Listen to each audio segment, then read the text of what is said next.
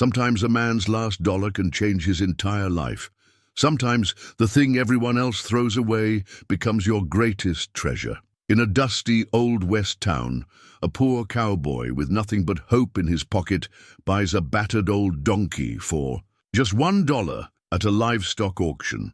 Everyone laughs at him, certain the animal is worthless. But when the cowboy discovers the donkey's hidden talent deep in the hills, it sets off a chain of events no one in town could have imagined. What starts as pity turns into the greatest stroke of luck of his life. But what could an old, beaten-down donkey possibly do that would make a poor cowboy rich? Before we jump back in, tell us where you're tuning in from, and if this story touches you, make sure you're subscribed, because tomorrow I've saved something extra special for you. The morning sun cast long shadows across the dusty streets of Dust Rock, Arizona Territory, painting the weathered storefronts in shades of amber and gold. Jake Thornton stood on the sagging porch of Martha's boarding house, rolling his last silver dollar between calloused fingers.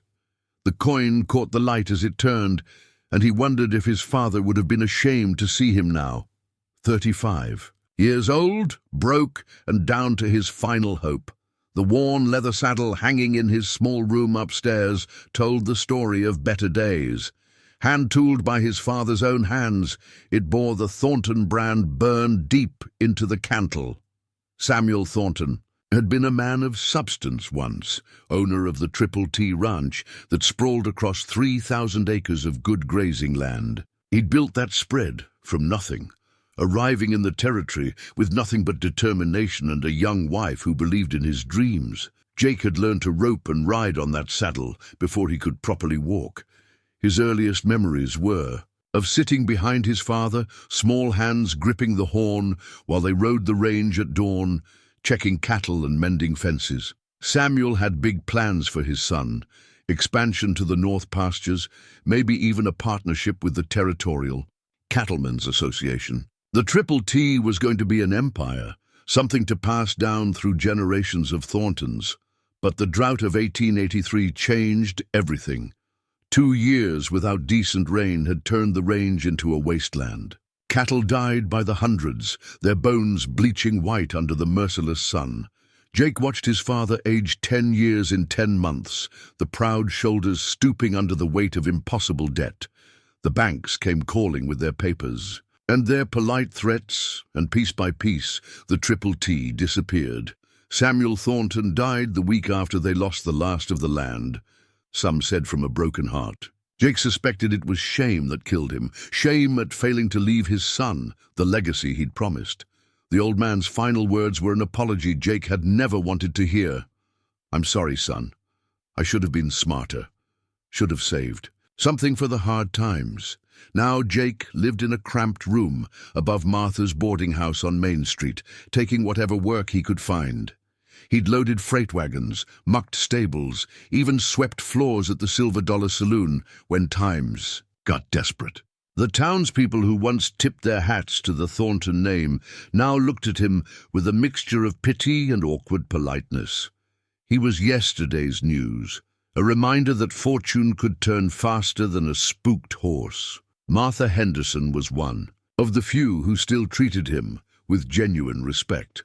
A widow in her early 40s, she'd moved to Dust Rock after her husband died in a mining accident up in Prescott. She ran the boarding house with quiet efficiency, serving simple but hearty meals and keeping her rooms clean and affordable.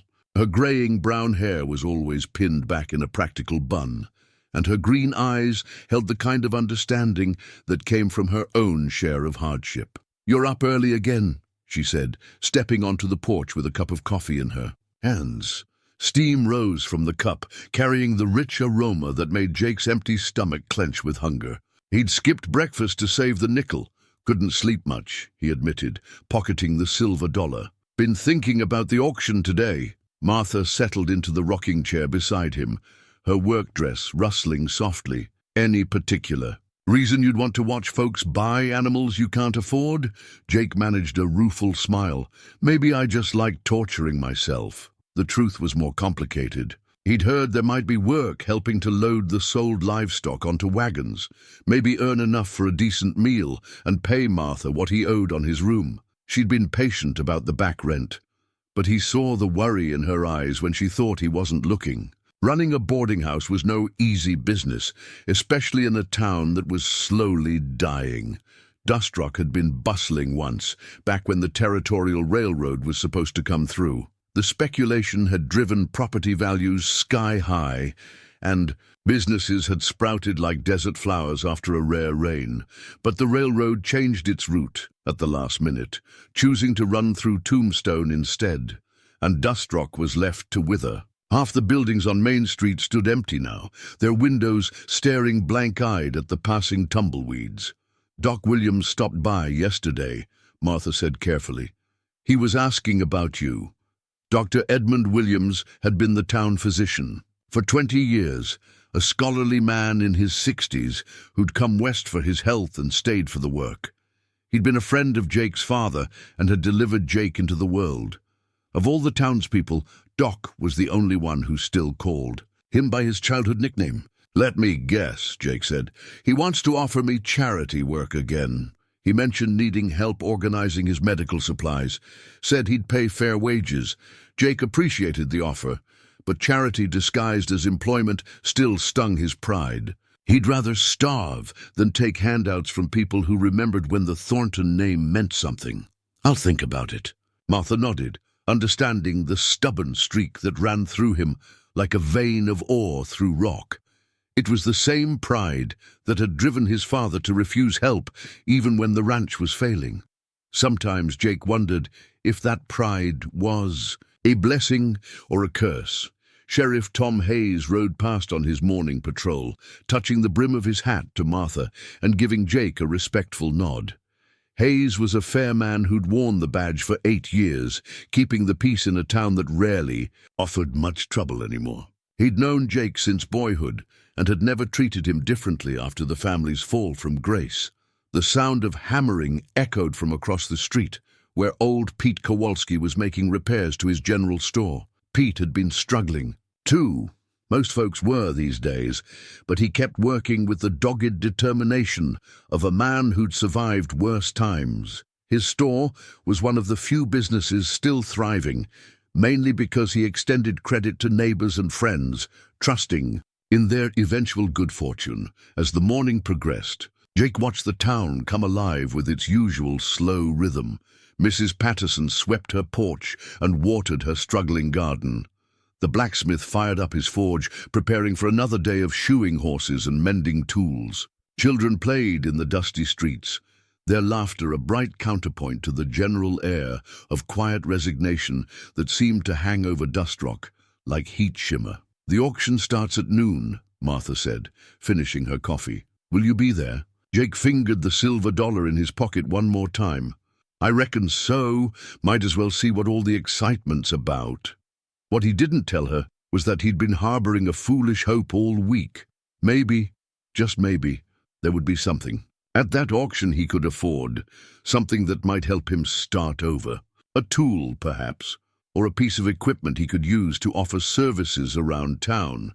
It was a long shot, but it was the only shot he had left. As he prepared to head toward the auction grounds at the edge of town, Jake caught sight of his reflection. In Martha's front window, he saw a man weathered by hardship, but not yet broken, his blue eyes still holding a spark of determination that the drought and debt hadn't managed to extinguish. His brown hair was longer than it should be, and his clothes were mended in several places, but he stood straight and carried himself with the dignity his father had taught him.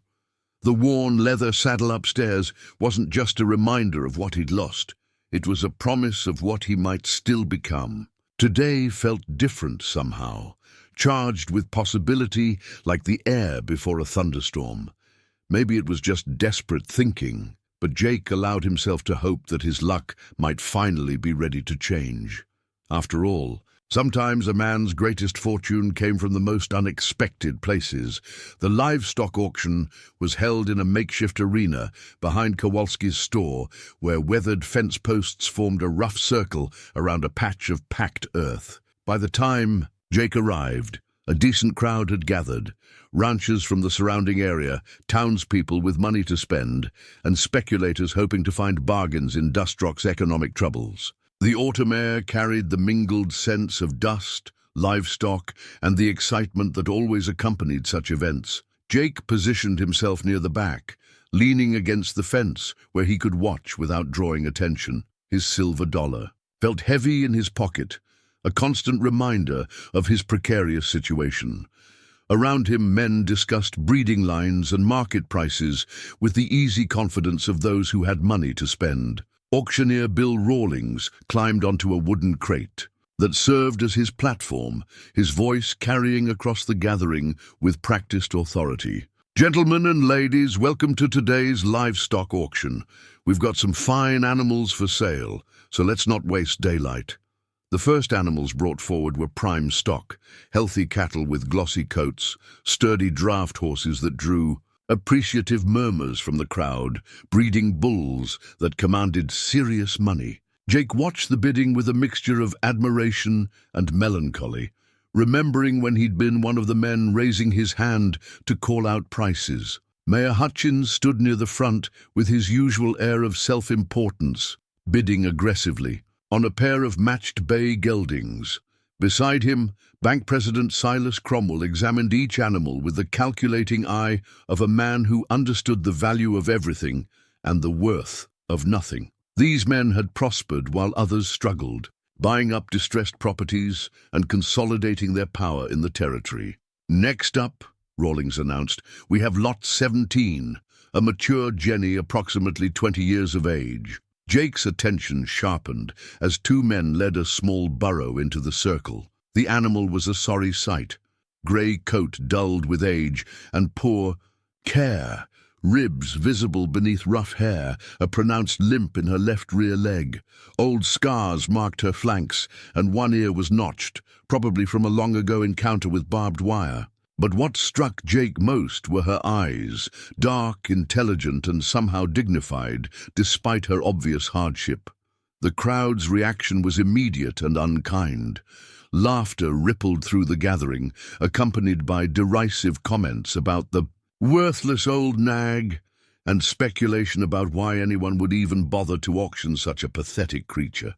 Jake felt a familiar anger rise in his chest, the same feeling he'd experienced when people whispered about his own fall from fortune. Now, Rawlings called out, though he couldn't quite hide his own amusement. "Every animal deserves a fair chance. This Jenny's got plenty of good years left in her, perfect for light work, carrying supplies, maybe teaching children to ride." The optimistic description only provoked more laughter. Someone in the crowd shouted, "She looks ready for the glue factory." Another voice added, "Save your breath, Bill. That's buzzard bait on 4 legs." Jake studied the burro more carefully. Despite her obvious age and hard use, she stood with a quiet dignity that reminded him of his father during those final, difficult months. Her head was held high, and she seemed to be taking the measure of the crowd just as they were judging her. There was something in her bearing that suggested she'd once been valued, perhaps even cherished. "Let's start the bidding at $10. Rawlings announced with forced enthusiasm. Silence greeted his opening call. The burro shifted her weight, favoring her injured leg, but maintained her alert posture. "All right then, how about $5? Surely someone can use a reliable pack animal for $5. Still no response from the crowd. Jake heard someone mutter about the waste of time, and others began to drift away from the fence, their interest clearly focused on the remaining lots of more valuable stock. $2, Rawlings tried, his voice betraying a hint of embarrassment. "Come now, gentlemen, $2 is practically giving her away." The burro turned her head slightly, and for a moment Jake could have sworn she was looking directly at him. Those dark eyes seemed to hold a question, maybe even a plea. In them, he saw a reflection of his own situation, once valued, now discarded. Judged worthless by those who measured everything in dollars and cents, Mayor Hutchins spoke up from the front of the crowd, his voice carrying clearly in the afternoon air. "Bill, you're wasting everyone's time with that broken-down mule. Put her out to pasture and let's move on to animals worth bidding on." The casual dismissal stung Jake more than it should have. He'd heard similar words whispered about himself. Over the past 2 years, the comparison between his situation and the burrows was uncomfortably exact. Both of them had once been valued, both now considered worthless by the same society that had once welcomed them. $1, Rawlings said finally, his professional pride warring with obvious frustration. "Surely someone will give me $1 for this animal. She may not be much to look at, but for $1 I'll take you," Jake heard himself say. The words seemed to come from somewhere outside himself, surprising him as much as they did the crowd. Every head turned to look at him, and he felt his face flush with embarrassment and defiant pride. The silver dollar was already in his hand, held high where everyone could see it. The silence that followed was deafening. Then came the laughter.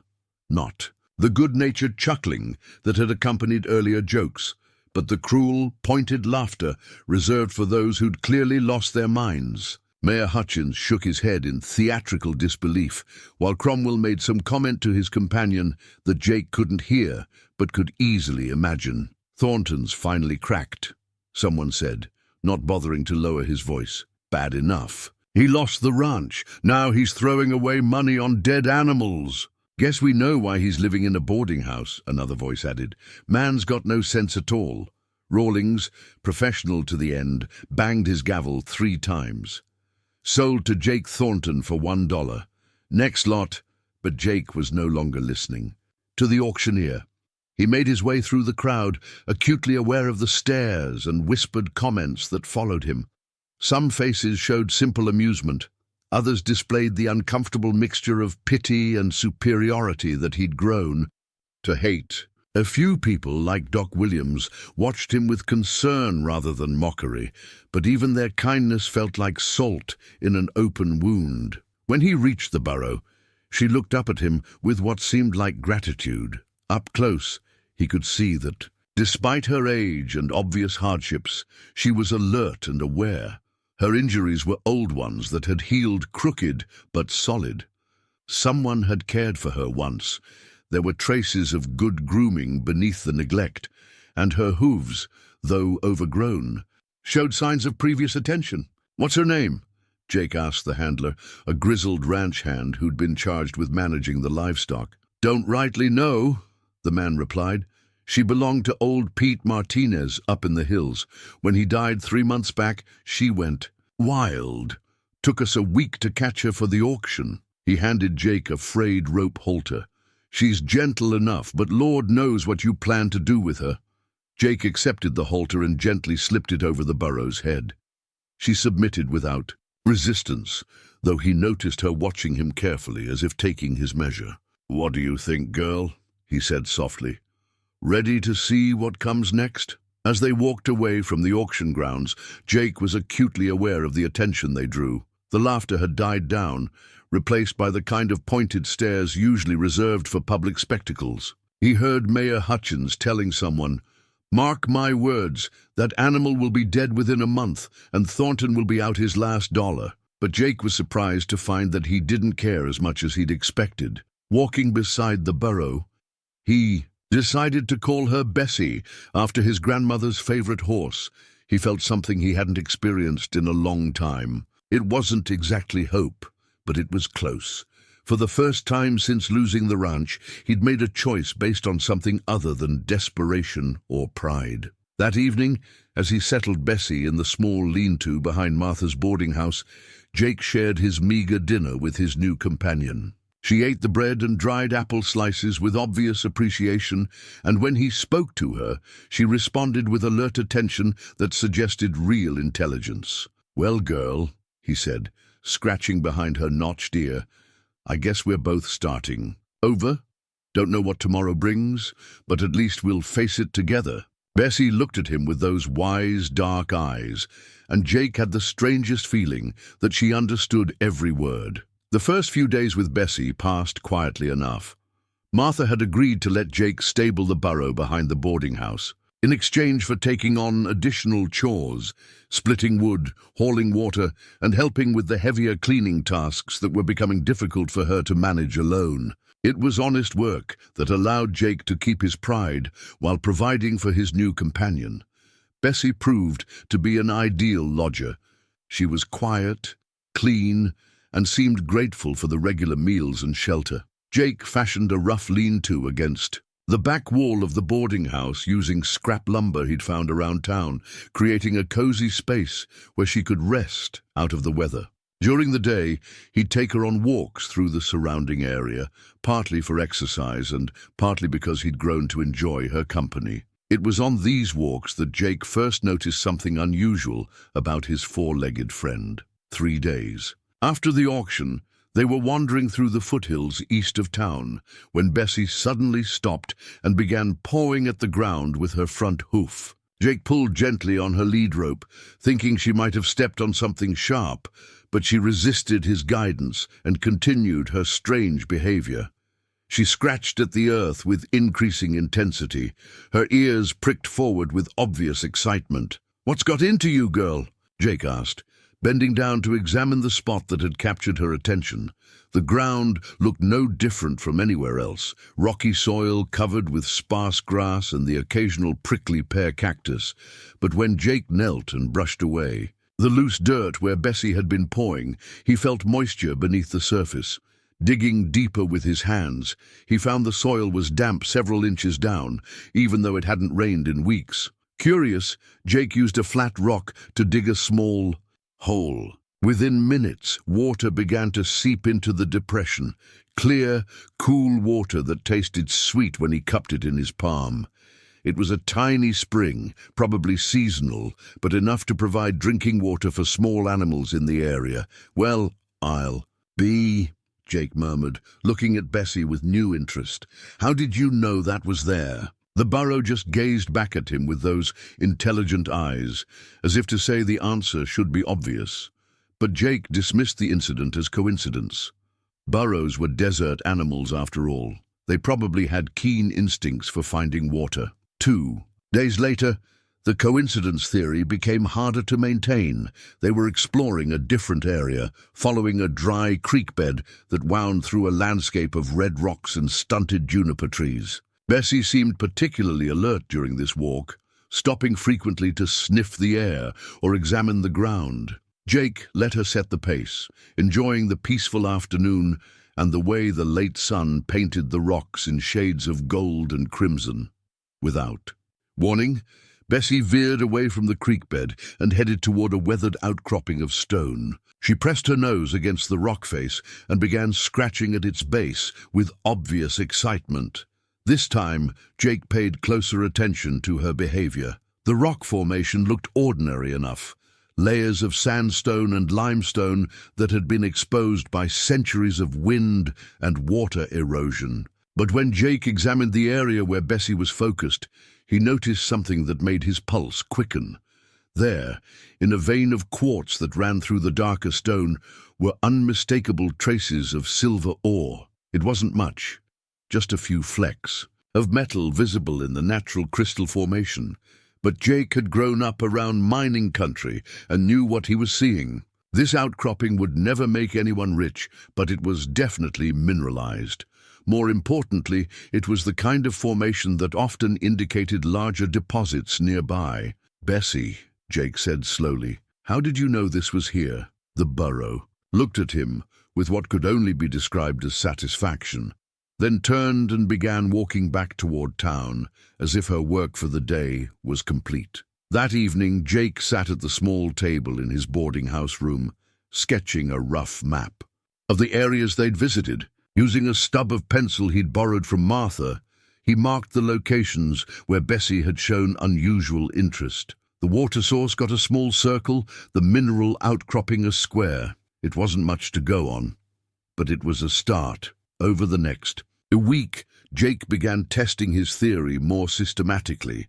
Instead of letting Bessie wander at random, he guided her to different locations and observed her behavior.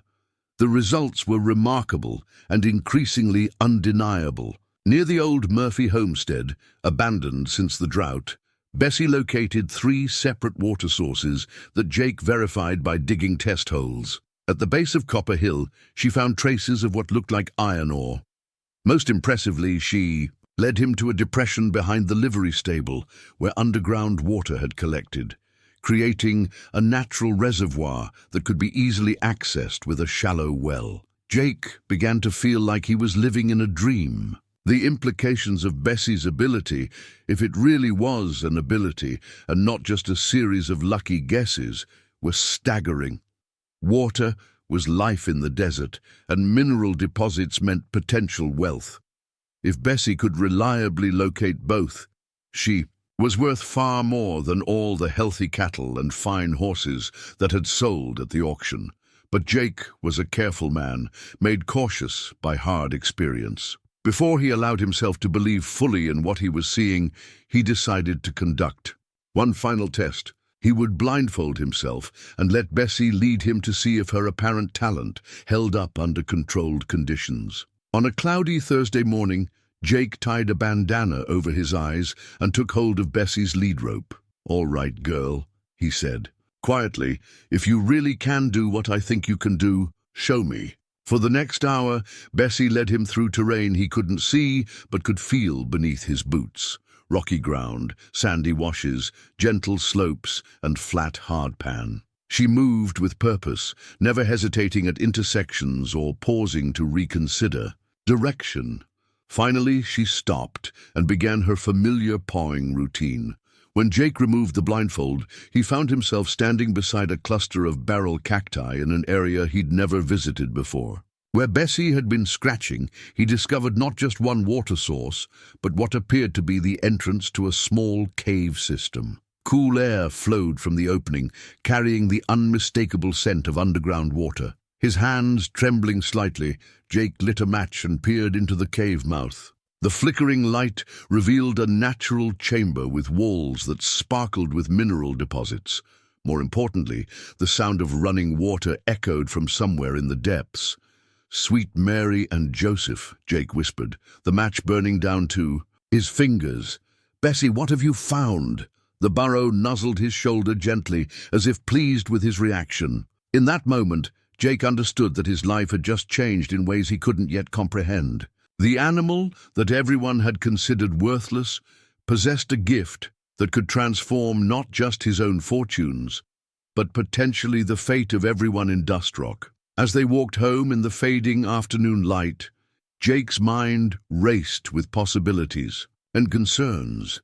How had Bessie acquired this ability? How reliable was it? And most importantly, what was he supposed to do with knowledge that could make him wealthy beyond imagination? That night, he expanded his crude map, adding the new discoveries and beginning to see patterns in Bessie's behavior. Water sources seemed to cluster along certain geological formations, while mineral deposits followed the fault lines that scored the local mountains. It was as if she could sense the hidden architecture of the earth itself, but even as excitement built in his chest, Jake felt a growing weight of responsibility.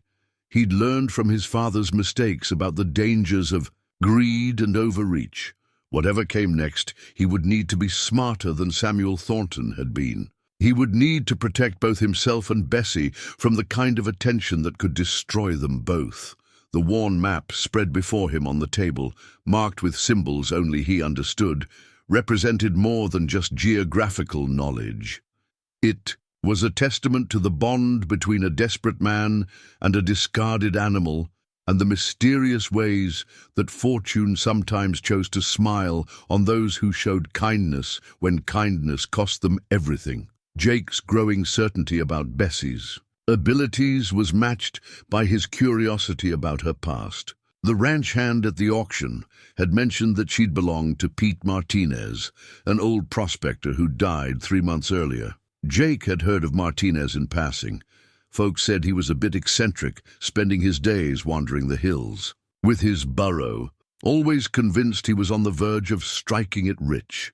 Most people had dismissed Martinez as a harmless drunk who lived on dreams and rot-gut whiskey. But Jake was beginning to wonder if there might have been more to the old prospector than anyone realized. On a crisp Saturday morning, Jake decided to investigate. He knew roughly where Martinez had lived, a remote cabin up in the foothills, accessible only by a narrow trail that wound between towering red rocks and stands of stubborn pine. It was the kind of place a man chose when he wanted to be left alone with his thoughts and his ambitions. The ride took the better part of 2 hours, with Bessie setting a steady pace along paths that seemed familiar to her. As they climbed higher, Jake noticed how alert she became, her ears pricked forward and her head turning frequently as if recognizing old landmarks. This had been her home for years, and she was returning to territory she knew well. The Martinez cabin sat in a small clearing surrounded by weathered granite outcroppings. It was a simple structure, one room with a stone chimney built from logs that had weathered to silver grey. The roof had partially collapsed under the weight of last winter's snow, and the door hung askew on leather hinges. Weeds grew thick around the foundation, and pack rats had clearly taken up residence in the abandoned structure. But despite the deterioration, Jake could see evidence of care in the cabin's original construction. The logs were tightly fitted, the chinking was thorough, and someone had taken the time to build proper drainage around the foundation. Pete Martinez might have been considered eccentric, but he'd known how to build a home that would last. Bessie approached the cabin with obvious recognition, walking straight to what had once been a small corral behind the main structure. She stood by the broken gate and whinnied softly, a sound that carried both familiarity and sadness. Jake felt a pang of sympathy for the animal's loss. Whatever else Pete Martinez had been, he'd clearly been important to Bessie. Inside the cabin, Jake found the expected chaos of a man who'd lived alone with his obsessions. The single room was filled with rock samples, mining tools, and stacks of papers covered with spidery handwriting. Broken furniture and scattered belongings told the story of a place abandoned in haste, probably when Martinez's health had failed and neighbors had taken him to town to die. But among the debris, Jake discovered something remarkable, a leather-bound journal that had somehow survived both weather and scavengers. The cover was stained and warped, but the pages inside were mostly legible. As Jake opened it and began to read, he realized he'd found Pete Martinez's record of his prospecting activities. The early entries were what Jake had expected: notes about promising rock formations, sketches of claim boundaries, and the endless optimism of a man convinced that fortune was just around the corner. But as Jake read deeper into the journal, the tone began to change. Martinez had started writing about Bessie, and his observations were both detailed and astounding. Day 847. The Jenny found another water source today, this one behind the red rocks near Devil's Canyon. I've stopped pretending it's coincidence. She has the gift, just like her mama before her. But the gift comes with responsibility. Jake's hands trembled slightly as he turned the page. Martinez had known about Bessie's ability and had been documenting it for years. Day 863 took her up to the old Comstock claims today. She led me straight to a vein of silver ore that the original prospectors missed. Could make a man rich, but the Jenny won't work near places where men have died for greed. She's got more sense than most humans I've known. Day 891. The gift is wearing on her. Too much pressure, too many demands. A burrow with this ability could change the territory, but at what cost? I'm starting to think some gifts are meant to be used sparingly, if at all. Entry after entry revealed Martinez's growing understanding of Bessie's remarkable talent, but also his increasing concern about its implications. The old prospector had clearly wrestled with the same questions that were now troubling Jake: how to use such an ability responsibly, and whether it should be used at all. The final entries were the most revealing. Day 934. The Jenny is pregnant. Her foal will likely inherit the gift. It runs in bloodlines, or so the old stories say. I'm getting too old to protect both of them from what would happen if word got out. Need to find someone worthy, someone who'll understand what they have, and guard it carefully. Day 941. Been watching Jake Thornton around town. Lost his ranch but never lost his character. Still helps old ladies carry their groceries. Still tips his hat to everyone regardless of their station. His father would be proud. The Jenny trusts him already. She pays attention when he walks by. That's a good sign. Jake's breath caught in his throat as he read that final entry. Martinez had been watching him, planning to give him Bessie. Day 948. Made arrangements with Kowalski to have the Jenny sent to auction when I pass. Told him to make sure she goes cheap, so Thornton can afford her if he's got even $1 to his name. Figure a man's last dollar tells you more about his character than his first 1,000. The journal trembled in Jake's hands as the implications sank in. Pete Martinez hadn't died and left Bessie to chance. He'd orchestrated everything, including the auction where she'd been offered for exactly the amount Jake could afford. The old prospector had chosen him deliberately, based on months of observation and evaluation, but there was one more entry, written in shakier handwriting. Final note: the gift comes with rules. Never use it for pure greed. Always leave something for tomorrow. And remember, the Jenny's wisdom goes deeper than finding water and minerals. She can sense character in people too. Trust her judgment about who to help and who to avoid. She'll keep you safe if you keep her safe. Jake closed the journal and sat in silence for a long time, absorbing the weight of what he'd learned. Outside, Bessie waited patiently, occasionally nosing through the ruins of her former home. She'd been deliberately placed in his care by a man who'd understood both her value and her vulnerability. As they made their way back to town that afternoon, Jake felt the full responsibility of his situation settling on his shoulders. He wasn't just the owner of an unusually talented burro. He was the guardian of something rare and precious, something that Pete Martinez had trusted him to protect. That evening, he added new information to his crude map, incorporating details from Martinez's journal with his own recent discoveries. The pattern was becoming clearer and more impressive. Bessie's abilities weren't random or limited. They were comprehensive and reliable. In the right hands, they could indeed change the fate of the entire territory. But Martinez's warnings echoed in his mind. The gift came with rules and responsibilities. It could be used to help people, but it should never be exploited for pure profit. And most importantly, Bessie's safety had to come first, even if that meant keeping her abilities secret. Jake folded the map carefully and placed it inside Pete Martinez's journal. Together, they represented both the greatest opportunity and the greatest challenge of his life. Tomorrow, he would begin the delicate work of deciding how to honor both the gift he'd been given and the trust that had been placed in him. Outside his window, Bessie settled into her makeshift shelter, as if sensing that their quiet days of discovery were coming to an end.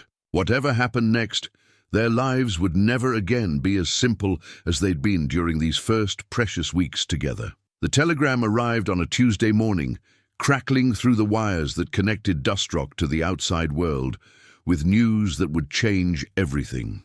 Jake was splitting wood behind Martha's boarding house when he heard the excited voices carrying from the direction of the telegraph office. By noon, the entire town was buzzing with the kind of electric energy that comes with the promise of sudden wealth. Gold had been struck in massive quantities up near Flagstaff, not the kind of modest find that might sustain a few prospectors for a season, but a genuine bonanza, or so rich it could be seen glittering in the streambed with the naked eye. Within hours of the news breaking, men were packing their gear and heading north, driven by dreams of fortune and the fear that someone else might claim the best ground first. Jake watched the exodus from his usual spot on Martha's porch, Bessie, grazing peacefully in the small yard behind the boarding house. In the past, news like this would have stirred his own blood. His father had always talked about the big strike that would solve all their problems, and Jake had inherited enough of that restless ambition to understand the fever that gripped men when they heard about easy money. But now, with Pete Martinez's journal hidden in his room, and the knowledge of Bessie's true worth burning in his mind, Jake felt more cautious than excited. The gold rush would bring more than just prospectors to the territory. It would attract the kind of men who made their fortunes from other people's dreams, investors, speculators, and the type of ruthless operators who understood that real wealth came from controlling resources rather than digging for them. His concerns proved prophetic. 3 days after the telegram arrived, a stagecoach pulled up in front of Dustrock's only hotel, depositing a passenger who looked decidedly out of place among the town's weathered residents. Marcus Blackwood was a man in his early 40s, impeccably dressed in a tailored suit that somehow remained crisp despite the dusty journey. His hair was silver at the temples, and his pale blue eyes had the calculating coldness that Jake associated with professional gamblers and territorial politicians. Blackwood wasted no time making his presence known. By evening, he'd rented the D Hotel's best room and had begun making inquiries about local mining claims and property values. Word spread quickly that he represented Eastern investors interested in territorial development, and that he had significant capital to back up his ambitions. Jake's first direct encounter with Blackwood came 2 days later, when the man appeared. At Martha's boarding house during the breakfast hour, Jake was helping Martha serve eggs and biscuits to her handful of permanent residents when Blackwood entered the dining room with the confidence of a man accustomed to being the most important person in any gathering.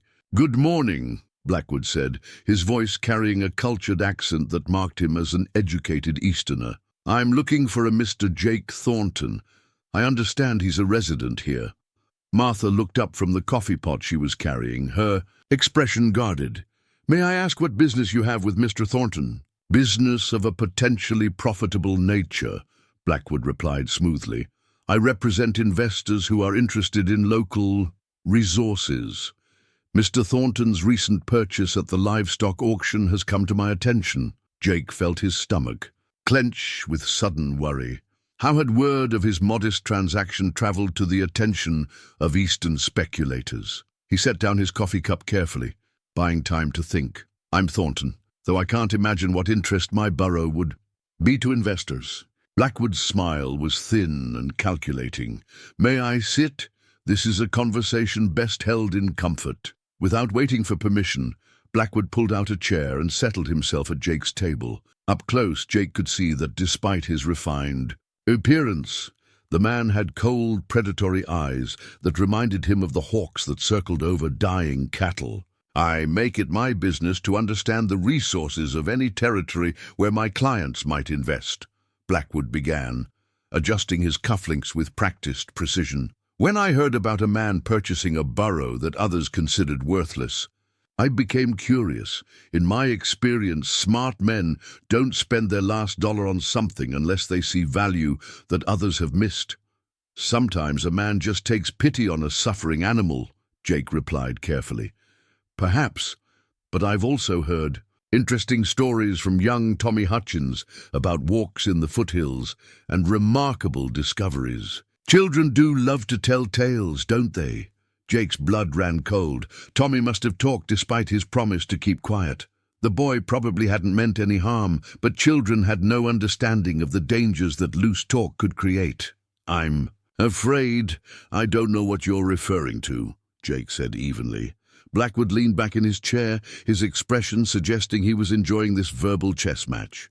"Mr. Thornton, let me speak plainly. I believe you've acquired an animal with unusual talents. Such talents could be enormously valuable to the right people, developed in the right way. My clients are prepared to make you a very generous offer." "For what exactly?" "For the exclusive services of your borough, naturally. We would, of course, provide proper care and professional handling. You would be compensated handsomely for your cooperation." The careful phrasing didn't disguise the underlying threat. Jake understood that he was being presented with an offer he wasn't really expected to refuse. Men like Blackwood didn't make requests. They made demands dressed up as business propositions. "I appreciate your interest," Jake said slowly, "but Bessie isn't for sale." "Bessie," Blackwood's eyebrows rose slightly. You've named her. How sentimental. But Mr. Thornton, I don't think you fully understand the situation. Word of unusual discoveries tends to spread quickly in mining country. If there's truth to what I've heard, your animal represents a significant resource that shouldn't be wasted on small-scale prospecting.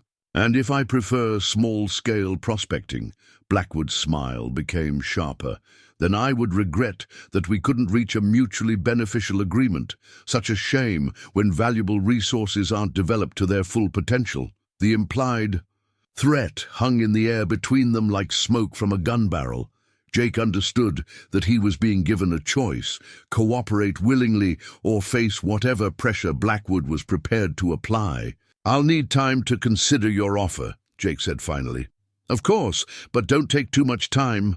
Opportunities like this have a way of disappearing if they're not seized promptly. Blackwood rose from the table with fluid grace. I'll be in town for several more days. I do hope we can come to terms. After Blackwood left, Martha poured Jake another cup of coffee with hands that trembled slightly. That man gives me the shivers, she said quietly. What did he mean about Bessie having unusual talents? Jake looked into her worried green eyes and made a decision that Pete Martinez's journal had prepared him for. If he was going to protect Bessie from men like Blackwood, he would need allies he could trust completely.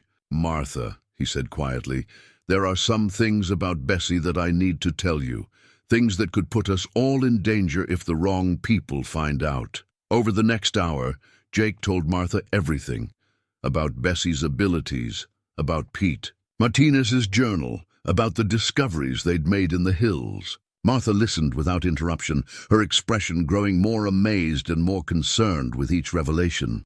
Sweet Lord in heaven, she whispered when he finished. Jake, if that man finds out what she can really do, I know, Jake said. Grimly, that's why I need your help. And I think it's time to talk to Sheriff Hayes and Doc Williams. If Blackwood represents the kind of money I think he does, we're going to need people we can trust. That evening, as Jake settled Bessie in her shelter, he noticed how nervous she seemed.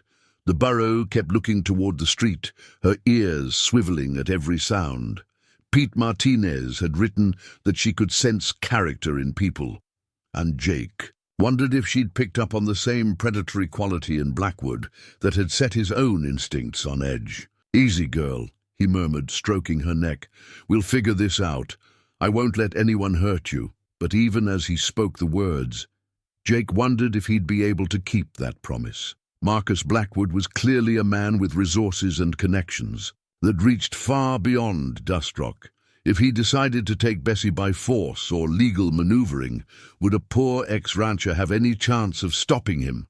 The stars were brilliant in the clear desert sky, but Jake took little comfort from their beauty. The quiet days of discovery and hope were ending, and he could feel the approaching storm that would test everything Pete Martinez had believed about his character. The town meeting took place on a Thursday evening in the schoolhouse, the only building in Dust Rock large enough to accommodate the crowd that had gathered in response to Jake's quietly spread invitation. Word had circulated that he had something important to discuss regarding the town's future, and curiosity had drawn nearly every adult resident. Jake stood at the front of the room, acutely aware of the skeptical faces looking back at him. These were people who remembered his family's fall from grace, who had witnessed his public humiliation at the livestock auction just weeks earlier. Now he was asking them to trust him with information that could change all their lives.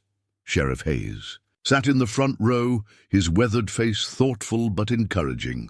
Beside him, Doc Williams adjusted his spectacles with the careful attention of a man preparing to evaluate extraordinary claims. Martha had positioned herself near the door, ostensibly to serve coffee, but actually to watch for any sign of Marcus Blackwood or his associates. Folks, Jake began, his voice steadier than he'd expected. I know some of you are wondering why I called this meeting. I know what most of you think about me spending my last dollar on that old burro. Truth is, I thought the same thing myself at first. A few chuckles rippled through the crowd, but Jake could sense the underlying tension. Everyone was aware that Blackwood had been asking questions around town, and his obvious interest in Jake's modest purchase had created an atmosphere of uneasy speculation. "But I've learned some things over the past few weeks," Jake continued. "Things that I believe could help all of us. Things that could bring water to our drought-stricken land and maybe even save this town from dying out completely." Mayor Hutchins spoke up from the back of the room, his voice carrying a note of irritation. "Jake, we all appreciate whatever you're trying to do, but if you've got a point to make, I suggest you make it. Some of us have businesses to run." Jake nodded, understanding the skepticism, but also recognizing the underlying desperation in Hutchins' voice. The mayor's hardware store was struggling like every other business in Dustrock, and false hope was a luxury none of them could afford. "Bessie," Jake said simply, "my burrow. She can find water and minerals. She's got a gift for it that's unlike anything I've ever seen." The silence that followed was profound. Jake could see the mixture of disbelief, amusement, and concern playing across the faces in front of him. Mrs. Patterson shook her head with obvious pity, while Pete Kowalski leaned forward with sudden interest. "Jake," Doc Williams said gently, "that's quite a claim. Do you have any evidence to support it?" "I do," Jake replied, "and I'm prepared to demonstrate it right here, right now." 20 minutes later, the entire group had relocated to the empty lot behind the general store, carrying lanterns to provide light in the growing dusk. Jake had fetched Bessie from Martha's boarding house, and the burrow seemed to sense the importance of the occasion. She stood calmly beside him, apparently unbothered by the crowd of humans surrounding her. "The Henderson place has been without water for 6 months, Jake announced, referring to the homestead that bordered the town's eastern edge. "The well went dry, and Ben Henderson has been hauling water from town ever since. If Bessie can find water on that property, would that convince you she's got something special?" Murmurs of agreement rose from the crowd.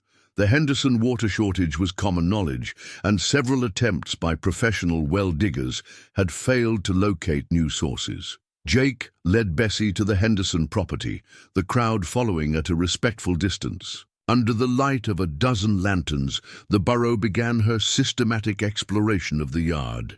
She moved methodically, occasionally stopping to sniff the ground or paw gently at the earth. Jake found himself holding his breath, acutely aware that his credibility, and possibly his safety, depended on what happened in the next few minutes. Near the ruins of Ben Henderson's failed vegetable garden, Bessie suddenly became animated. She began pawing at a spot roughly 10 feet from the house, her behavior unmistakably indicating discovery. Jake felt a rush of relief and excitement as he recognized the familiar signs. "Here," he announced, kneeling beside Bessie.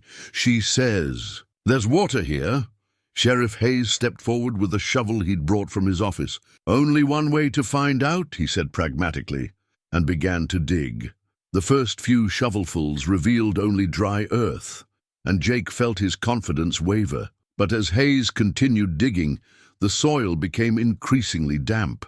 At a depth of 4 feet, water began seeping into the hole. By 5 feet it was flowing steadily, clear, cool water that tasted sweet and clean. The crowd erupted in amazed conversation, but Jake barely heard the voices around him.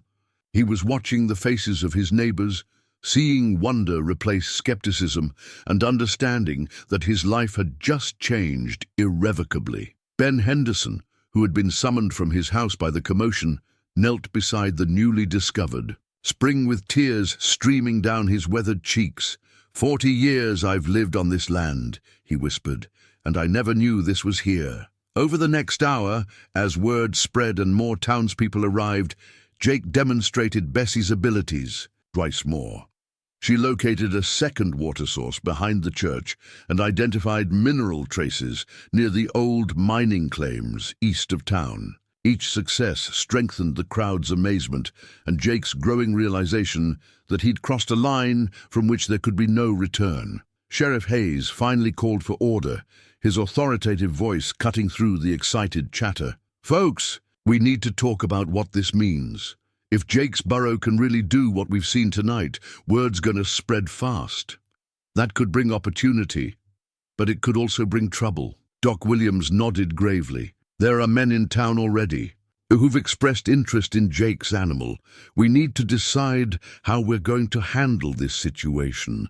Mayor Hutchins, his earlier skepticism replaced by obvious excitement, stepped forward. What we need is organization. If this borough can find water for drought relief and locate mineral deposits, we could develop the whole region. Bring in the railroad, attract investment.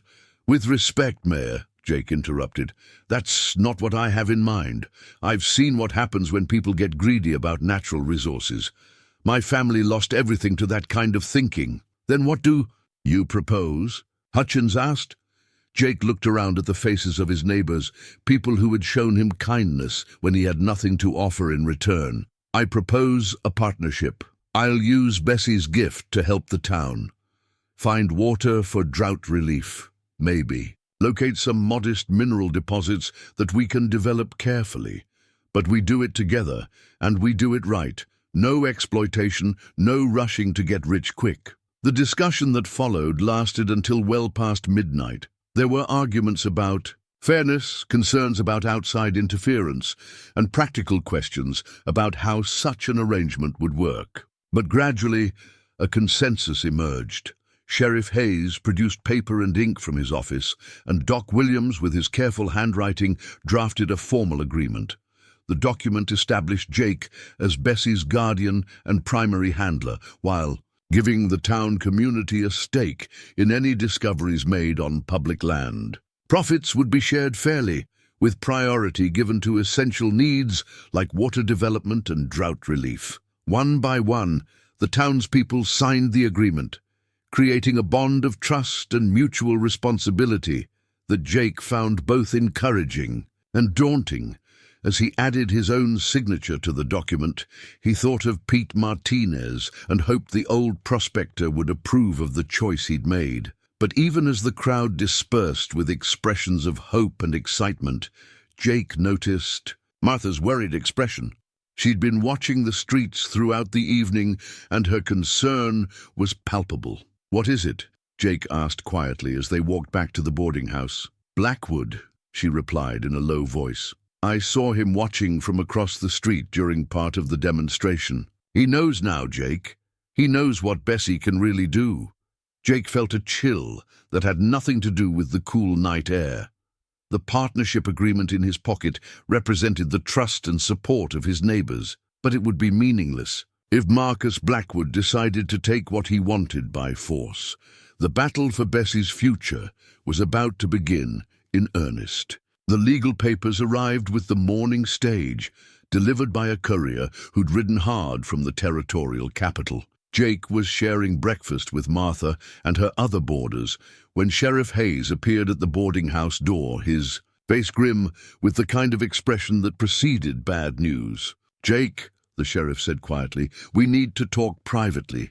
They stepped out onto the porch, where Hayes handed him an official-looking envelope. "Blackwood filed a legal challenge yesterday, claims the auction was fraudulent, and that you don't have legitimate ownership of the borough." Jake's hands trembled slightly as he opened the envelope and scanned the dense legal language. The basic claim was simple enough. Marcus Blackwood alleged that Pete Martinez had owed substantial debts at the time of his death, and that his property, including Bessie, should have been seized to satisfy those debts rather than being sold at auction. "Is this legitimate?" Jake asked. Hayes shrugged unhappily. "Legal enough to cause problems. There's a hearing scheduled for next Friday in front of Judge Morrison. Blackwood's brought in a lawyer from Phoenix, and word is he's got documentation showing Martinez owed money to Eastern creditors." Martha had been listening from the doorway, and now she joined them on the porch. "What kind of documentation?" "Mining. Equipment purchases, supposedly. Claims Martinez bought expensive gear on credit and never paid for it. If the judge rules in Blackwood's favor, the borough would be considered part of the estate and sold to satisfy the debt." Jake sank into one of the porch chairs, feeling the familiar weight of impending disaster settling on his shoulders. Just when things had begun looking hopeful, Just when he'd found a purpose and the support of his community, everything was about to be taken away again. There's more, Hayes continued reluctantly. Blackwood's already identified a buyer for the borough if he wins the case. Some mining consortium from Denver that specializes in unusual geological applications. The euphemism made Jake's blood run cold. He could imagine what kind of life Bessie would have under the control of men who saw her only as a tool for extracting wealth from the earth. She'd be worked until her gift failed or her health broke, then discarded like any other worn-out piece of equipment.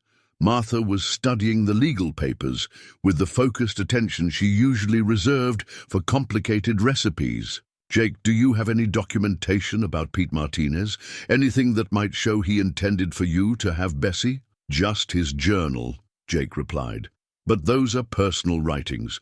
I doubt they'd carry much weight in court. Where did Pete keep his important papers? Surely he had deeds, correspondence, maybe even a will. Jake shook his head. I only found the journal when I visited his cabin. The place was pretty well ransacked by weather and scavengers. But Martha's question had sparked a memory. Pete Martinez had been in town periodically over the years, conducting business with the local merchants and the bank. If he'd had important documents, he might have stored them somewhere safer than his remote cabin. The bank, Jake said suddenly. Pete might have had a safe deposit box at Cromwell's bank. Sheriff Hayes nodded thoughtfully. Worth checking, though. Cromwell's been pretty tight with Blackwood since he arrived in town. They've been having private meetings about investment opportunities. That information sent a chill through Jake's stomach. But Martha's expression had shifted to one of determination. There's another possibility, she said. The courthouse keeps records of all wills filed in the territory. If Pete Martinez had a legal will, there should be a copy on file. But wouldn't Blackwood's lawyer have checked that already? Jake asked. Maybe, but courthouse records can be tricky to navigate if you don't know exactly what you're looking for. Pete was considered an eccentric old prospector. His filing might have been overlooked or misfiled. Hope stirred in Jake's chest, but he forced himself to remain cautious. Too many disappointments had taught him not to count on legal miracles. Still, if there was any chance of finding documentation that would protect Bessie, he had to try. I'll ride to the courthouse tomorrow, Martha announced. I used to help my late husband with legal research for his mining claims. I know how to search those records. The next day passed with agonizing slowness. Jake spent the morning with Bessie, walking their familiar routes through the foothills while trying to memorize every detail of their time together. If the court ruled against him, these might be their last peaceful hours. Bessie seemed to sense his distress, staying close to his side and occasionally nuzzling his shoulder with gentle reassurance. Her calm acceptance of whatever fate awaited them made Jake's own anxiety feel selfish and small. She'd survived the loss of Pete Martinez and months of living wild in the mountains. Whatever came next, she would endure it with the same quiet dignity she'd shown since the day he'd bought her for $1. Martha returned from the territorial seat late in the afternoon, her face flushed with excitement and exhaustion from the hard ride. She found Jake in the boarding house kitchen, where he'd been helping with dinner preparations as a way to keep his hands busy and his mind occupied. I found it, she announced breathlessly, pulling a folded document from her saddlebag. Jake, Pete Martinez did have a will. A legal, properly witnessed will that was filed with the territorial courts 6 months before he died. Jake's heart leaped with sudden hope, but Martha's expression was complex, excited but also concerned, as if the document contained both good news and complications. What does it say? He asked. Martha unfolded the will carefully, spreading it on the kitchen table where the lamplight would illuminate the faded ink.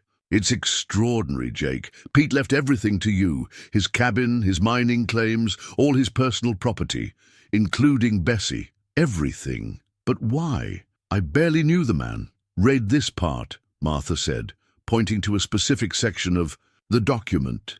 Jake leaned forward and read aloud. To Jake Thornton, whose kindness to those in need and respect for all living creatures marks him as a man worthy of trust, I leave my worldly possessions and the responsibility they represent. I have observed his character for many months and believe he will use the gifts he inherits wisely and well. The words hit Jake like a physical blow. Pete Martinez had been watching him for months, evaluating his character before deciding to entrust him with Bessie. The old prospector had orchestrated not just the auction, but everything that had followed. "There's more," Martha said, turning to the second page of the will. Much more. What Jake read there made his breath catch in his throat.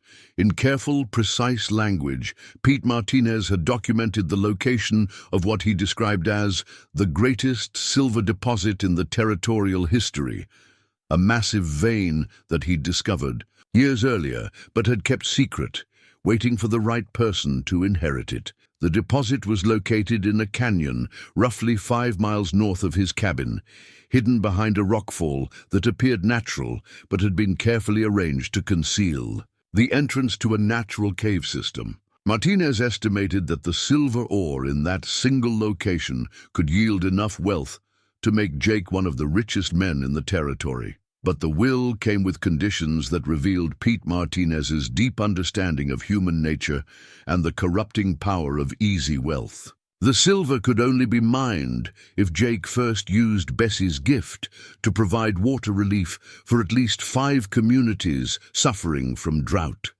The mining operation had to employ local workers at fair wages, and most importantly, a substantial portion of the proceeds had to be used for the benefit of the territory's most vulnerable residents, orphans, widows, and families who'd lost their land to debt or disaster. "Sweet Lord," Jake whispered, reading the conditions a second time to make sure he understood them correctly. "He's made me rich, but only if I use the wealth responsibly." Martha nodded, her green eyes bright with amazement and concern. "It's brilliant, really. He's ensured that Bessie's gift will be used to help people rather than just enriching one man. But Jake, if word of this gets out, Blackwood will do whatever it takes to get control of her," Jake finished grimly.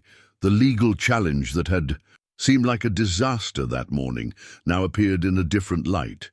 If Pete Martinez's will was valid, Jake's ownership of Bessie was unquestionable. But the will also revealed stakes far higher than anyone had imagined.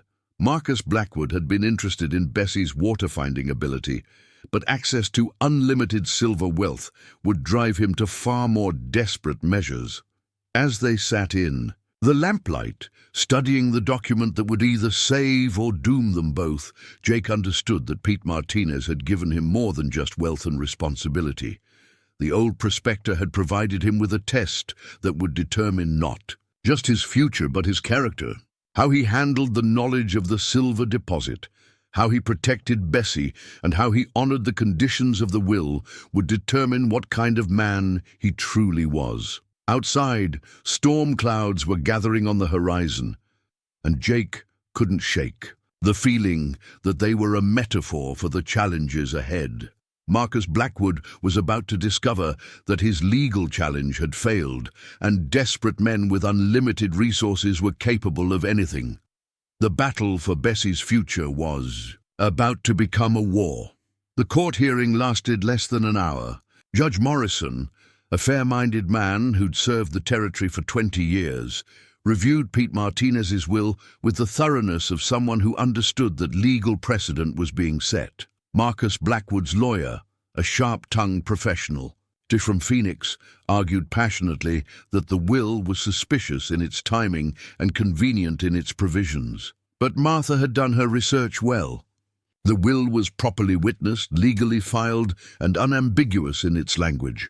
Jake Thornton was Pete Martinez's sole heir, with clear and unquestionable ownership of all the old prospector's property, including one burrow named Bessie. Jake watched Blackwood's face during the judge's ruling, seeing the careful mask of professional disappointment slip just enough to reveal the cold fury underneath. When the court adjourned, Blackwood approached Jake with the kind of smile that reminded him of rattlesnakes sunning themselves on warm rocks. "Congratulations, Mr. Thornton," Blackwood said, his voice carrying a tone of false warmth. "It appears you're a more fortunate man than I originally estimated." "I'm grateful the court recognized Pete Martinez's wishes," Jake replied carefully. "Indeed, though I do hope you understand that legal victories can sometimes create as many problems as they solve. A man with your newfound assets would be wise to consider the practical realities of his situation." Sheriff Hayes moved closer, his hand resting casually on his gun belt. "Is there something specific you're trying to say, Blackwood?" The threat was polite but unmistakable. Blackwood's smile widened, but his pale eyes remained cold as winter ice. "Simply that the territory can be a dangerous place for those who lack proper protection. Accidents happen. Animals go missing. It would be tragic if Mr. Thornton's good fortune were to turn sour through some unfortunate incident." With that, Blackwood tipped his hat and walked away, leaving Jake with the clear understanding that the legal challenge had been only the opening, a gambit in a much larger game. That evening, Jake spread Pete Martinez's will and journal across the table in his boarding house room, studying them by lamplight while Bessie dozed in her shelter outside. The more he read, the more he understood the full scope of what the old prospector had left him and the enormous responsibility that came with it. Pete's detailed notes revealed that Bessie's abilities went far beyond simply finding water and minerals. She could sense underground cave systems, detect dangerous gas pockets that might threaten miners, and even identify areas where the earth was unstable. Most remarkably, Pete had documented her ability to sense the character and intentions of people, noting that she became agitated around individuals who harbored violent or greedy intentions. But the notes also revealed troubling information. Bessie was pregnant, due to give birth within the next few months. The stress of overwork or constant travel could threaten both her health and that of her unborn foal. Pete had observed that her abilities seemed to weaken when she was frightened or separated from people she trusted. Among Pete's possessions was a small silver cross, worn smooth by years of handling. The inscription on the back read, "Faith in God's Plan, Maria Martinez, 1831. Jake realized this must have belonged to Pete's mother, a tangible connection to the family history and Catholic faith that had shaped the old prospector's worldview. The cross helped Jake understand something important about Pete's philosophy. The old man had seen Bessie's gift not as a tool for personal enrichment, but as a trust from God, something to be used in service of others, guided by faith and tempered by humility. The conditions in his will weren't just legal requirements. They were moral imperatives based on deeply held beliefs about stewardship and responsibility. Jake clipped the cross to his watch chain, where its weight would serve as a constant reminder of the trust that had been placed in him. The next morning brought news that crystallized Jake's understanding of the challenges ahead. A rider arrived from the territorial capital with word that 3 more communities in the region were facing severe water shortages due to the ongoing drought. Wells were failing, streams were running dry, and families were abandoning their homesteads rather than face another season without adequate water. Doc Williams brought Jake a letter from the territorial governor requesting assistance. Word had spread about the successful water discoveries in Dust Rock, and desperate communities were pleading for help. If Jake could provide water relief to these suffering areas, he would not only fulfill the conditions of Pete's will, but also prevent a humanitarian disaster. "It's a big job," Doc said, settling into the chair across from Jake's table. 3 communities, scattered across maybe 100 miles of rough country. Could take weeks to survey them all properly. Jake studied the map that had accompanied the governor's letter, noting the locations of the distressed communities and the challenging terrain that lay between them. It would mean traveling through remote areas where a small group would be vulnerable to attack, especially if Blackwood decided to escalate his threats into action. "I can't do it alone," Jake admitted, "and I can't risk Bessie's safety by taking her into isolated country without protection." "You won't be alone," Martha said from the doorway. where she'd been listening to their conversation. "I've been thinking about this all night. If you're going to help those communities, you'll need supplies, medical support, and people you can trust." Over the next hour, a plan began to take shape. Sheriff Hayes would organize a protection detail consisting of local men who could be trusted to keep quiet about Bessie's true abilities. Doc Williams would provide medical supplies and expertise, since communities in crisis often needed healthcare as much as water. Martha would manage the logistics, food, camping equipment, and communication with the territorial authorities. But even as they planned, Jake remained aware of the dangers they would face. The route to the first community would take them through Cedar Canyon, a narrow passage between high rock walls that would be perfect for an ambush. If Blackwood had decided to take Bessie by force, that's where he would make his move. "There's something else we need to consider," Sheriff Hayes said grimly. "I've been asking around about Blackwood's background. He's not just a mining speculator. Word from Tucson is that he's got connections to some rough characters, men who solve problems with guns rather than lawyers." The news wasn't unexpected, but it confirmed Jake's worst fears. They weren't just facing a business dispute, they were up against a man with the resources and ruthlessness to use violence if legal means failed. That afternoon, Jake visited Bessie in her shelter, stroking her neck while she munched contentedly on hay that Martha had purchased with the money from their recent water discoveries. The burrow seemed calm and alert, but Jake noticed she'd been staying closer to the boarding house recently, as if sensing the tension that surrounded them. "I need to ask something of you, girl," Jake said quietly. "Something that might be dangerous for both of us. There are people out there who need water, and you're the only one who can find it for them. But there are also people who want to hurt us, take you away, and use you for their own greed." Bessie looked up at him with those intelligent dark eyes, and Jake could swear she understood every word. She nuzzled his shoulder gently, a gesture that seemed to say she was ready for whatever came next. "Pete Martinez trusted me to protect you," Jake continued, fingering the silver cross at his watch chain. "But he also trusted me to use your gift to help others. I think he knew this moment would come, when I'd have to choose between keeping you safe and doing what's right." As evening approached, Jake made his final preparations. He cleaned and loaded his father's old rifle, checking the action twice to make sure it would fire reliably. He wrote a letter to be delivered to the territorial authorities if something happened to him, detailing everything he knew about Blackwood's threats and Bessie's true value. Martha found him sitting on the porch as the sun set, watching Bessie graze in the small yard. "Having second thoughts?" she asked gently. "Every minute," Jake admitted, "but I keep thinking about Pete Martinez. He could have used that silver deposit to make himself wealthy. Instead, he spent years waiting for the right person to pass it on to. If I back down now, if I let fear keep me from helping those people, I'll be betraying everything he believed about me." Martha sat beside him, her presence a comfort in the gathering darkness. "You know I'm coming with you. It's too dangerous, Jake." "Thornton," she interrupted with the kind of firmness that reminded him of his mother, "don't you dare try to protect me by leaving me behind. We're partners in this, and partners stick together." The determination in her green eyes made Jake's heart swell with gratitude and something deeper. Somewhere along the way, Martha Henderson had become more than just his landlady and friend. She'd become the person he trusted most in the world, the one whose opinion mattered more than his own safety.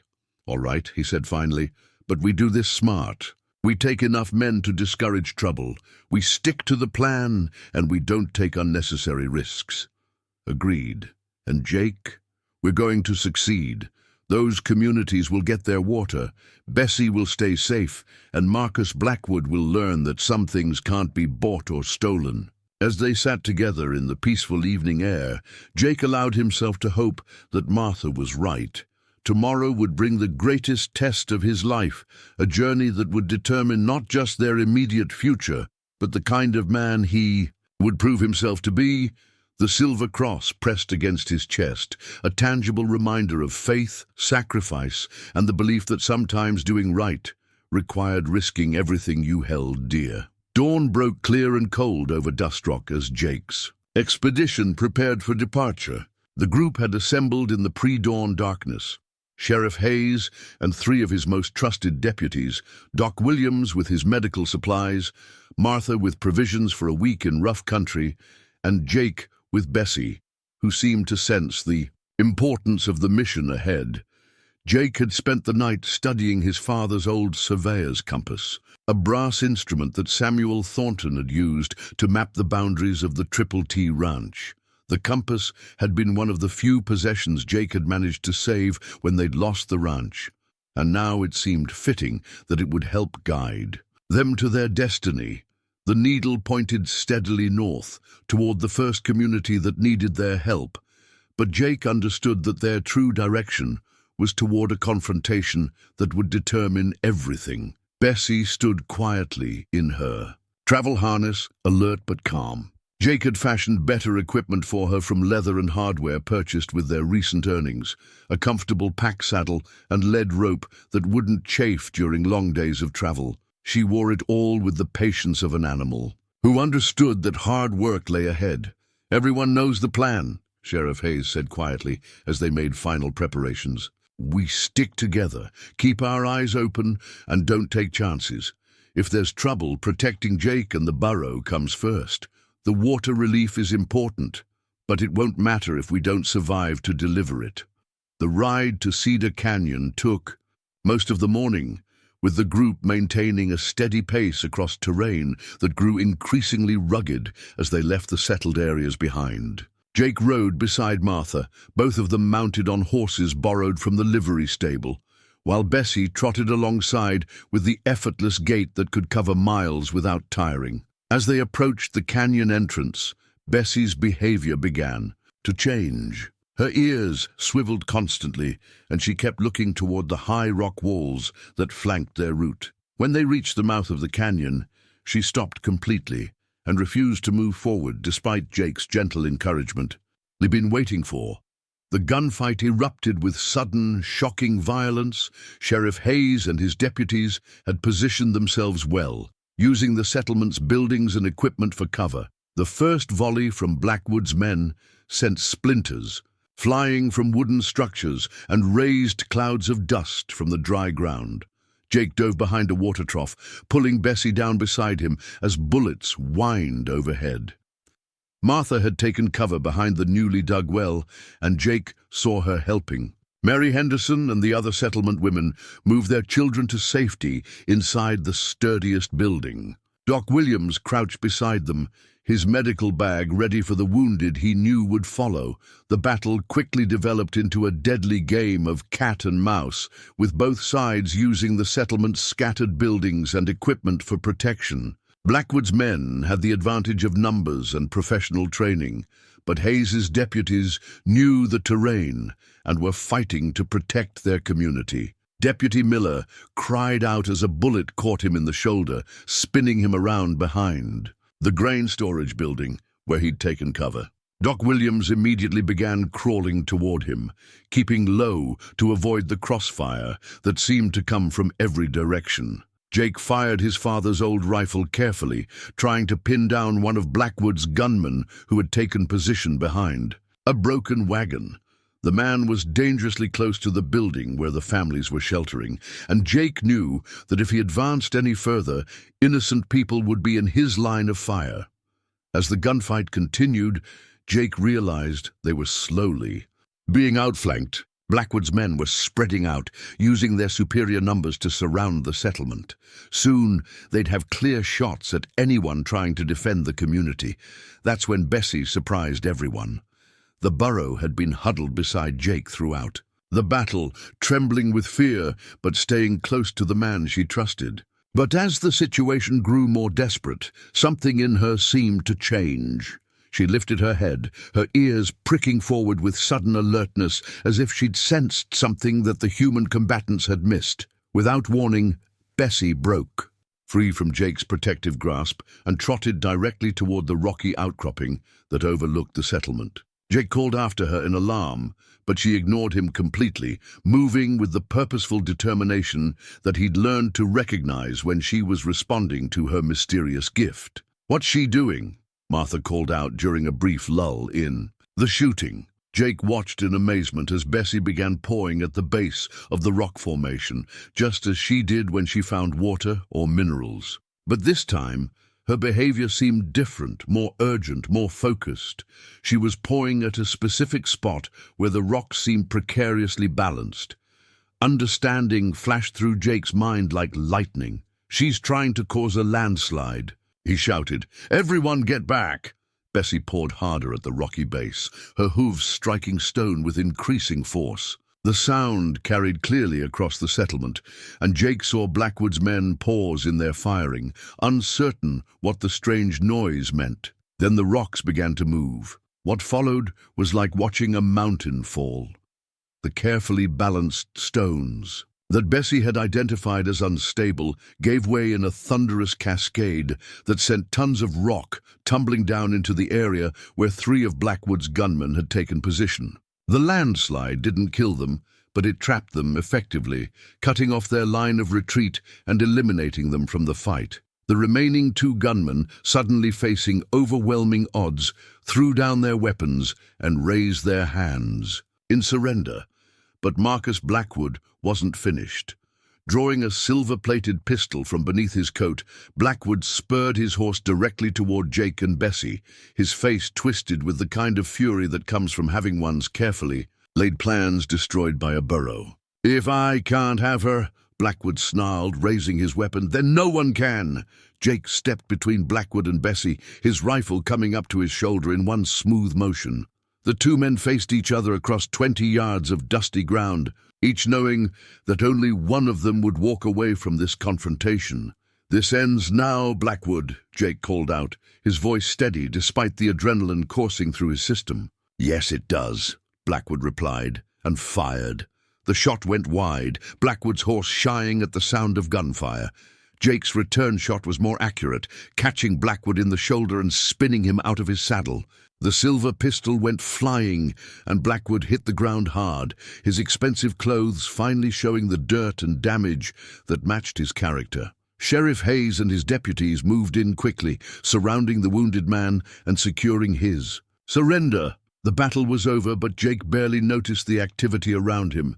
He was focused entirely on Bessie, who had returned to his side and stood calmly despite the chaos and violence she'd just witnessed. "You saved us all, girl," Jake whispered, stroking her neck with shaking hands.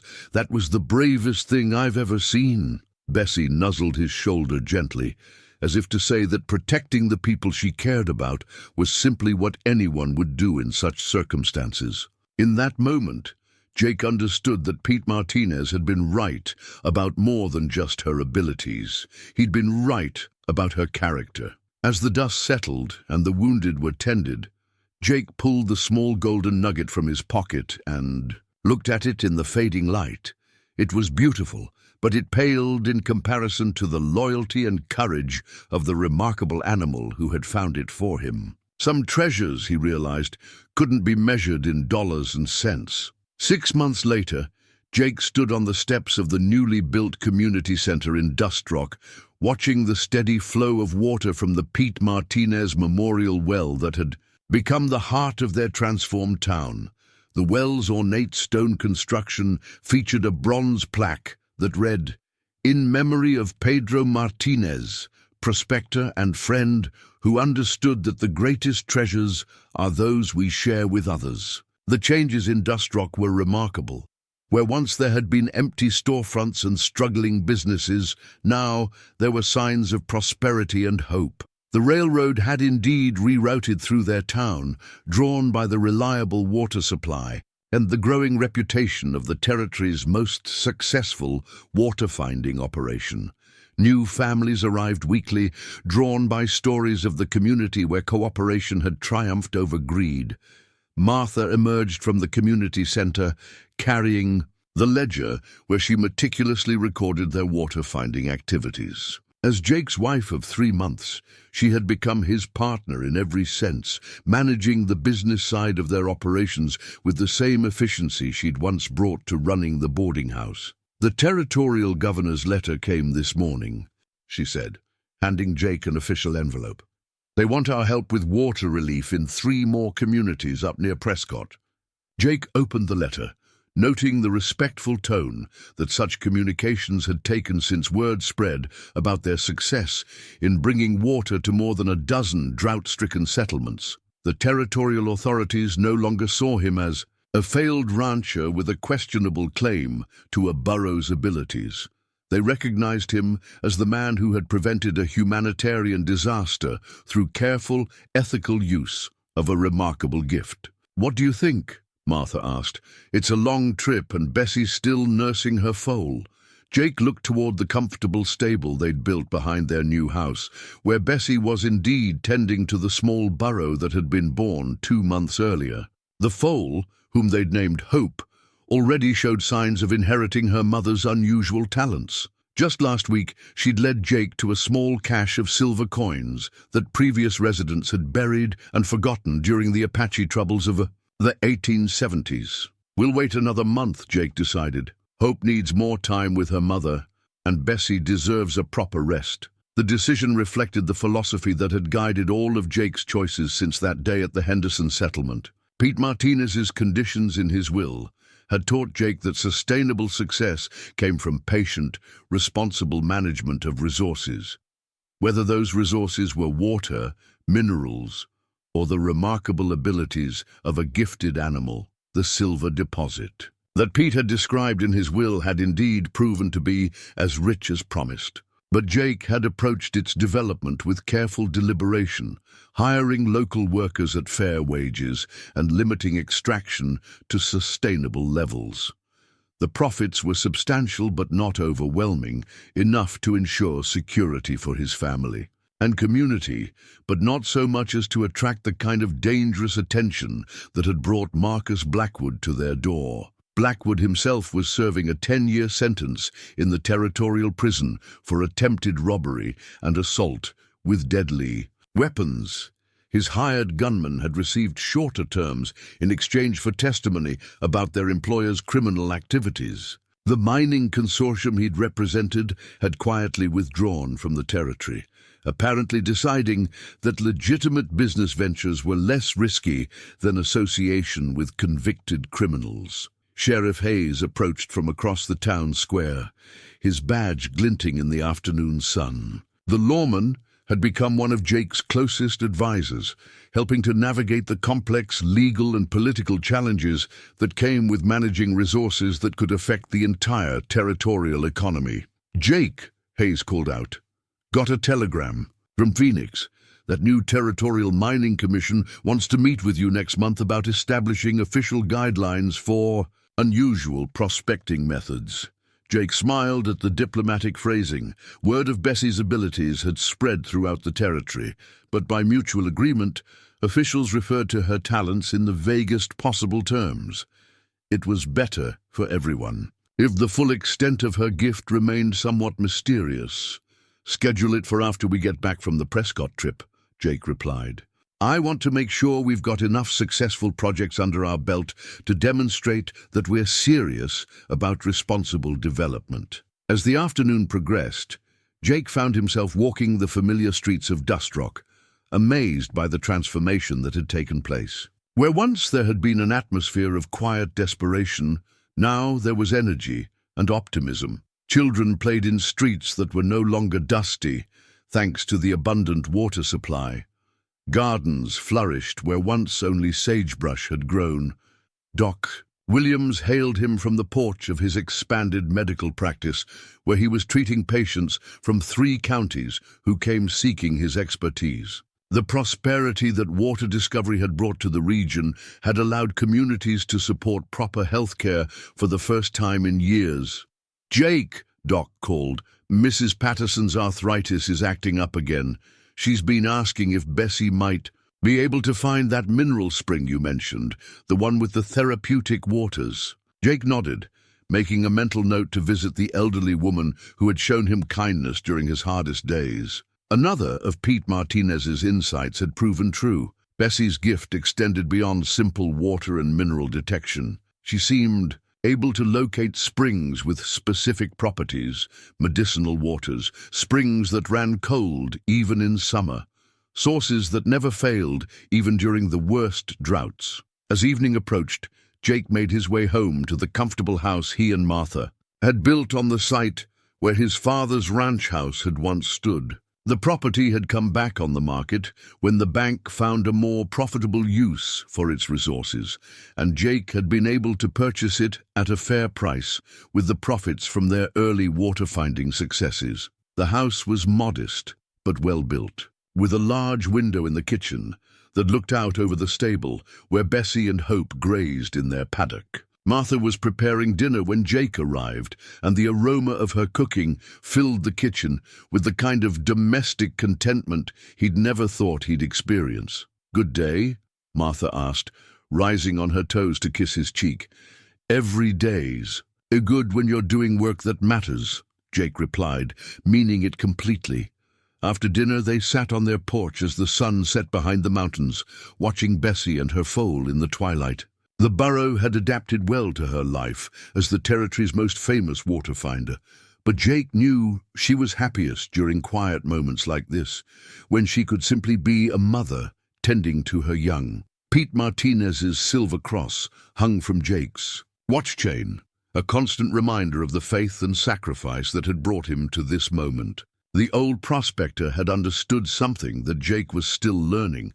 True wealth came not from what you could take from the earth, but from what you could give to others. As the first stars appeared in the clear desert sky, Jake reflected on the journey that had brought him from the lowest point of his life to this moment of peace and purpose. The silver dollar he'd spent at the livestock auction had been the best investment he'd ever made, but not for the reasons anyone could have predicted.